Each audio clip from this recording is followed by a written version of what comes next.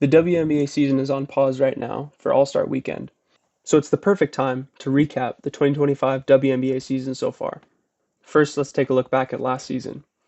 The New York Liberty were the best team with a 32-8 record, followed by the Minnesota Lynx close behind them at 30-10. The Connecticut Sun also had a solid season, winning 28 games. The Las Vegas Aces are always there with Asia Wilson. And then the last few teams to make the playoffs were the Seattle Storm, Indiana Fever, Phoenix Mercury, and Atlanta Dream coming in at 15 and 25. Last season was quite top heavy, I would say. You have 5 teams that were 10 games above 500, one team that was 500 on the dot, and then after that you have the next 6 teams being below 500. Last season, we saw Caitlin Clark's rookie year. She had an amazing season. She led the league in assists per game with 8.4. She hit the most threes in the regular season with 122. She was the first rookie ever to record a triple-double, and she did it twice. She recorded the most assists ever in a WNBA game with 19. She was also named to a couple awards. She got Time Magazine Athlete of the Year, and she also got AP Female Athlete of the Year. On the other side of the screen, I also have the 2024 Rookie of the Month awards for the WNBA. As you can see, Caitlin Clark won all of them, except for June, in which Angel Reese got some recognition, in which she definitely deserved it. But Clark was a runaway favorite and winner of the Rookie of the Year. As we get into some of the awards from last season, as I said, Rookie of the Year went to Caitlin Clark. Within her first few games, she became one of the best players in the league, and that's still true to this day. And then next to that, you have the WNBA All-Rookie team. Caitlin Clark, Rakia Jackson, Angel Reese, Camila Cordoso, and Leonie Fibich round out the 5. As for the rest of the awards for last season, Asia Wilson won the MVP. She is easily the best player in the league. And then as far as the All-WNBA first team, you have Nafisha Collier, Asia Wilson, Brianna Stewart, Caitlin Clark. She did make All-WNBA first team. As I said, she's one of the best players already in the league. And then you have Alyssa Thomas from the Connecticut Sun. And then as far as the WNBA playoffs last season in 2024, it was pretty straightforward. The top 4 seeds defeated the bottom 4 seeds, all in a 2-0 fashion. So the first round series are best 2 out of 3. And then from then on, it becomes a best 3 out of 5. As we get into the semifinal series here, again, both top seeds defeated the lower seeds. What was considered a finals matchup to some people, the New York Liberty defeated the Las Vegas Aces 3-1, and then the Minnesota Lynx took care of business in a decisive Game 5, defeating the Connecticut Sun. As we look back at the 2024 WNBA Finals, it was an amazing series, actually. Came down to a very tight Game 5, a very low-scoring Game 5, a 67-62 final in which the New York Liberty won. Immediately, I kind of think of the 2010 NBA Finals between the Celtics and Lakers, in which it was very kind of back and forth.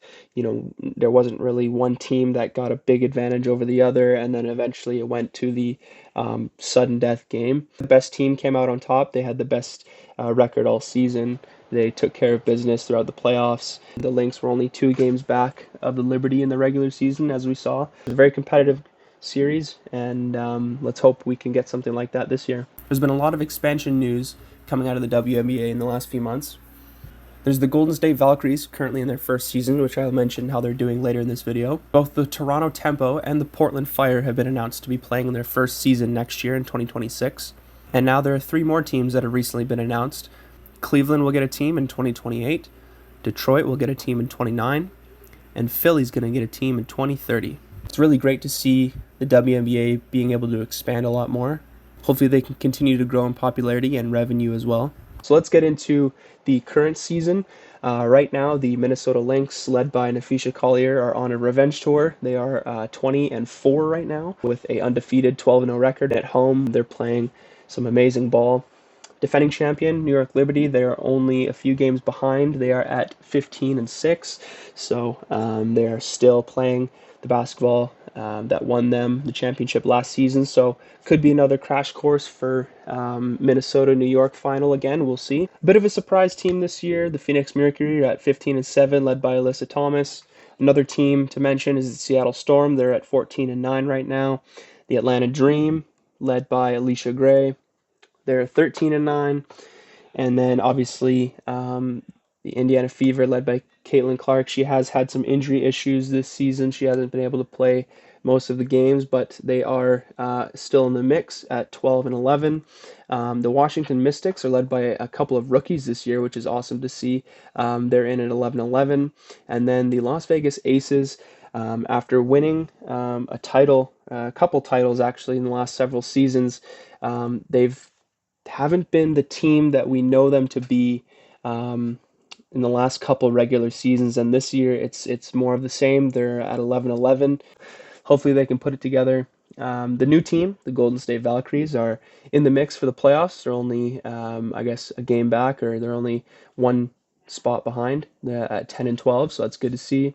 And then the last few teams here to wrap it up are the LA Sparks, Chicago Sky, Dallas Wings, and Connecticut Sun.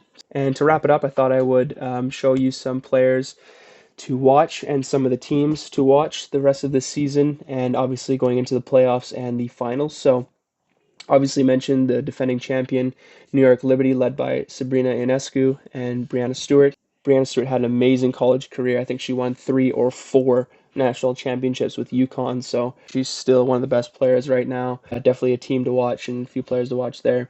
I've got 3 Indiana Fever players on this board for you to watch. Kelsey Mitchell's been putting on a show this season with Caitlin Clark being in and out of the lineup.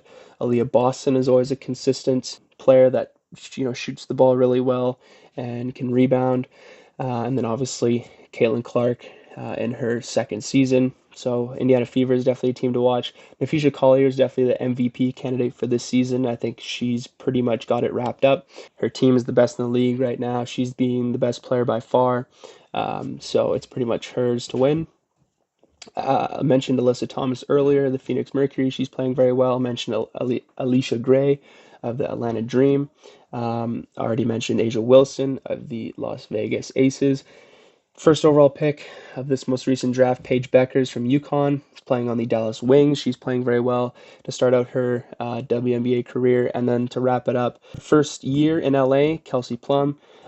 She's playing very well over there on the West Coast too. So the skill is at an all-time high right now as far as the WNBA and women's basketball and women's sports in general. So, I mean, definitely be on the lookout for some of their games, and if you want them to grow in popularity and continue to grow and get paid more, and I know that there's this constant battle with the female players getting paid, well, the best way to help them with that is to tune in to watch. And if you have the ability to go to a game, if you live close to a team, go watch them play. Go buy a ticket. Go with your friends, go with some people, go with family and watch. I mean, if you're interested, I think you need to show your support in that way, and that'll help everybody. Anyways, that's gonna do it for this video. Hope you guys enjoyed it, and take care.